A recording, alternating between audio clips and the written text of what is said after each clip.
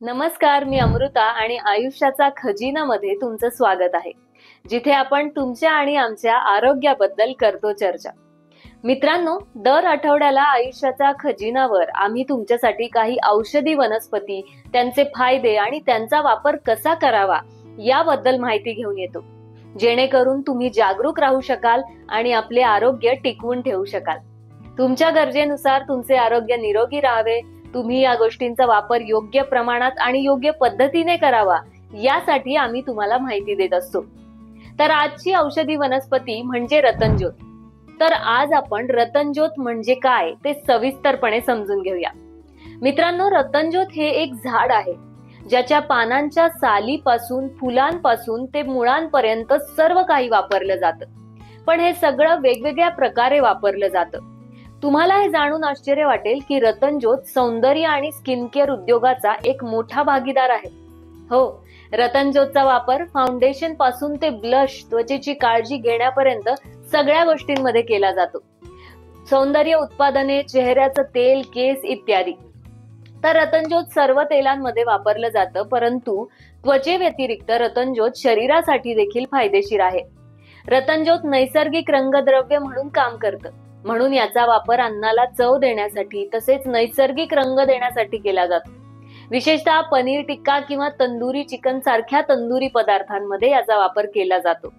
तज्ञांचे म्हणणे आहे की जर तुम्ही रंग देण्यासाठी बेडगी मिरची ऐवजी रतनज्योत वापरला तर ते खूप फायदेशीर ठरेल. जर तुम्ही याचा वापर केला तर ते तुमच्या अन्नाला चांगला रंग आणि चव तर देईलच, पण तुमच्या आरोग्यालाही याने कोणतंही नुकसान होणार नाही. रतनज्योत पचनासाठी खूप फायदेशीर आहे. ज्या लोकांना अन्न खाल्ल्यानंतर अनेकदा दबाव येतो, ज्यांना लूज मोशन किंवा सेमी सॉलिड मोशन होतात, तर त्यांनी जेवणात रतनज्योत घेतल्याने त्यांना नक्कीच फायदा होईल. रतनज्योत तुम्हाला अपचन किंवा आम्लपित्त या समस्येपासून लवकर आराम देऊ शकते. मित्रांनो, रतनज्योत केवळ मानवांसाठीच नाही तर प्राण्यांसाठी देखील फायदेशीर आहे. जर तुमच्याकडे गाय, म्हैस, शेळी असे काही प्राणी असेल तर त्यांना अनेकदा पचनाशी संबंधित समस्या किंवा पोट फुगणे असं होत असेल तर तुम्ही त्यांना बिनधास्त रतनज्योत देऊ शकता. ते प्राण्यांसाठीही फायदेशीर आहे. त्यामुळे त्यांना खूप आराम मिळेल. त्याच्या दाहक विरोधी गुणधर्मांमुळे ते शरीरातील दाह कमी करते आणि ते अँटीसेप्टिक, अँटीबायोटिक आणि दाहक विरोधी आहे. त्याच्या गुणधर्मांमुळे ते खूप वापरलं जातं. त्याचे वैज्ञानिक नाव एल्कनान टिंक्टोरिया आहे, जे बहुतेकदा डायर्स अल्कनेट, डायर्स बग्लॉस म्हणून ओळखलं जातं आणि हिंदी मराठीमध्ये रतनज्योत म्हणून ओळखलं जातं. मी तुम्हाला एक मनोरंजक गोष्ट सांगते. खरं तर रतनज्योत हे कापसापासून बनवलेलं रासायनिक संयुग आहे. रतनज्योतच्या बियांपासून बायोडिझेल काढलं जातं, म्हणून याला डिझेल प्लांट असं म्हणून सुद्धा ओळखलं जातं. परंतु ती रतनज्योतची एक वेगळी प्रजाती आहे, ज्याचं वैज्ञानिक नाव जेट्रोफा कॅरकस आहे, ज्यापासून बायोडिझेल बनवलं जातं. तर अल्कनाना टिंक्टोरियाचा वापर आरोग्य उद्योगात होतो. दोघांनाही मराठीमध्ये रतनज्योत म्हणतात, पण दोघेही वेगळे आहेत, हे लक्षात ठेवणं खूप महत्वाचं आहे. तर रतनज्योतची शुद्धता सुनिश्चित करणं ही खूप महत्वाचं आहे. रतनज्योत प्युअर आहे का नाही हे ओळखण्यासाठी आम्ही येथे काही टिप्स तुमच्या सोबत शेअर करत आहोत. प्युअर रतनज्योतचा कलर हा गडद लाल किंवा जांभळा असतो. जर कलर डल किंवा चॉकलेटी असेल तर ते भेसळयुक्त असू शकतं. मित्रांनो, फ्रेश रतनज्योतचा वास मातीसारखा किंवा लाकडासारखा असतो. आणि जर तुम्हाला रतनज्योत कुठेही सापडत नसेल तर आम्ही तुम्हाला कमेंट बॉक्स मध्ये काही लिंक्स आणि काही पर्याय देखील दिले आहेत, तुम्हाला ते तिथून मिळू शकेल. रतनज्योत रक्त शुद्ध करण्याचं काम देखील करतं. यामुळे ते त्वचेच्या समस्या दूर करण्यास खूप उपयुक्त आहे. त्याची मुळे पाण्यात उकळून ते प्यायल्याने तुमच्या त्वचेचे आरोग्य सुधारू शकते आणि तुम्हाला मुरूम, पिगमेंटेशन यासारख्या त्वचेच्या समस्यांपासून आराम मिळू शकतो. एवढंच नाही तर एक्झिमा सारख्या समस्या देखील बऱ्या होऊ शकतात. व्यावसायिक पातळीवर वेगवेगळ्या प्रकारच्या तेलांना रंग देण्यासाठी रतनज्योतचा वापर केला जातो. रतनज्योतचा वापर लिक्विड आणि ड्राय फाउंडेशन, ब्लश आणि अनेक ब्युटी प्रोडक्ट्स बनवतानाही वापर केला जातो.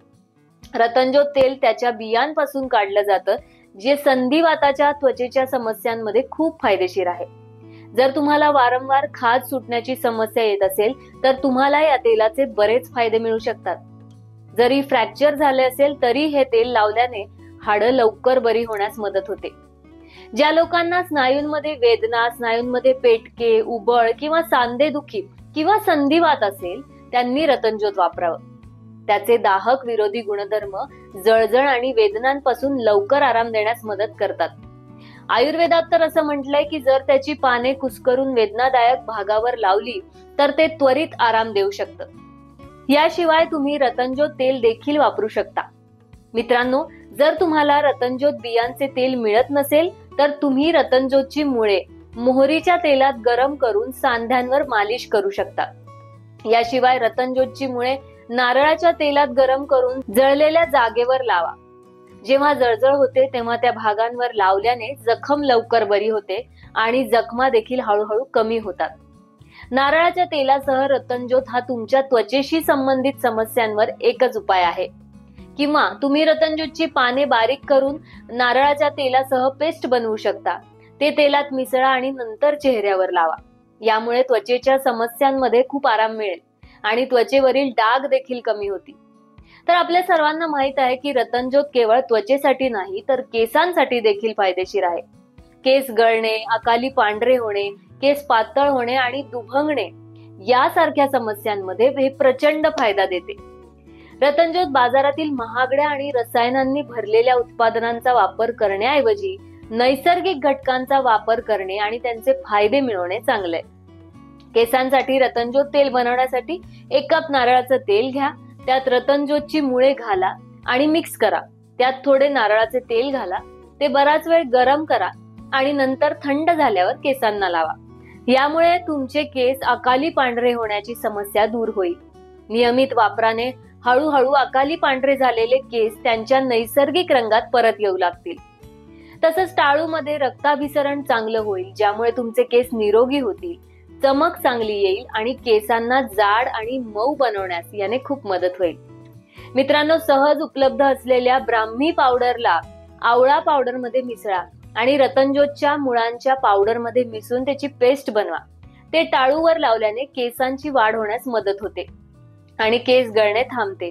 याशिवाय ज्या लोकांना डोक्यातील कोंड्याची समस्या आहे त्यांनाही लवकर आराम मिळेल.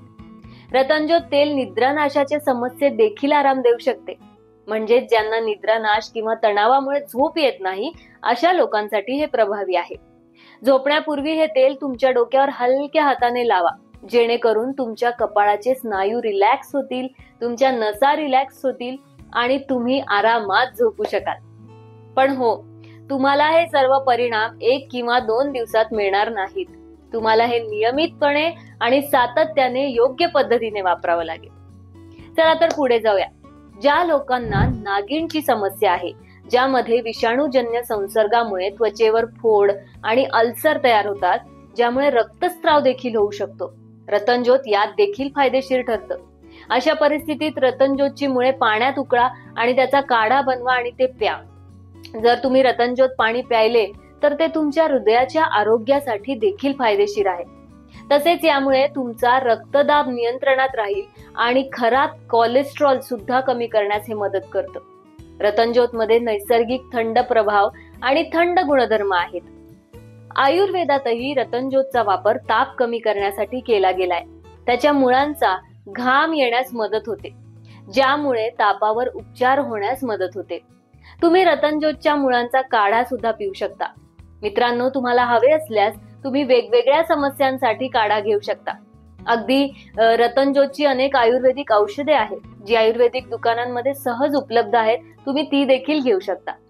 परंतु तुम्ही हे लक्षात ठेवले पाहिजे की जर तुम्ही ते निर्धारित प्रमाणात किंवा जास्त प्रमाणात घेतले तर त्याचा जास्त वापर देखील हानिकारक ठरू शकतो. त्याने उलट्या किंवा लूज मोशन होऊ शकतात. काढा किंवा पाण्यात भिजवून आणि तुम्ही किंवा रतनज्योतची 3 ते 4 लहान मुळं घेऊ शकता. आणि जर तुम्ही पाने वापरत असाल तर गर्भवती असल्यास फक्त 2 ते 3 पाने घ्या. जर तुम्ही गर्भवती महिला असाल किंवा स्तनपान करणारी आई असाल तर ते वापरू नका. जर तुम्हाला श्वसनाचा त्रास किंवा फुफ्फुसांशी संबंधित समस्या असेल तर एकदा तुमच्या डॉक्टरांचा सल्ला घ्या. किंवा जर तुम्ही आधीच कोणतं तरी औषध घेत असाल तर तुम्ही तुमच्या आहारात कोणत्याही औषधी वनस्पतींचा समावेश करू नये, किंवा एकदा करण्यापूर्वी तुम्ही नक्कीच डॉक्टरांचा सल्ला घ्यावा, जो तुम्हाला त्याच्या नुकसानापासून वाचवू शकेल. त्वचेवर वापरण्यापूर्वी आम्ही नेहमीच म्हणतो की तुम्ही पॅच टेस्ट करायला हवी. तर मित्रांनो, अशी आणखी एक औषधी वनस्पती आहे, किंवा तुम्ही त्याला मसालाही म्हणू शकता, जे औषध म्हणूनही काम करतं, आणि ते आहे दगडी फूल. ऐकून विचित्र वाटतंय, बरोबर ना? मग तुम्ही या व्हिडिओवर क्लिक करून त्याचे फायदे जाणून घेऊ शकता. तोपर्यंत तुम्ही आयुष्याच्या खजिनाला सबस्क्राईब करायला विसरू नका. तुमचं एक सबस्क्रिप्शन आम्हाला खूप प्रेरणा देतं. नमस्कार.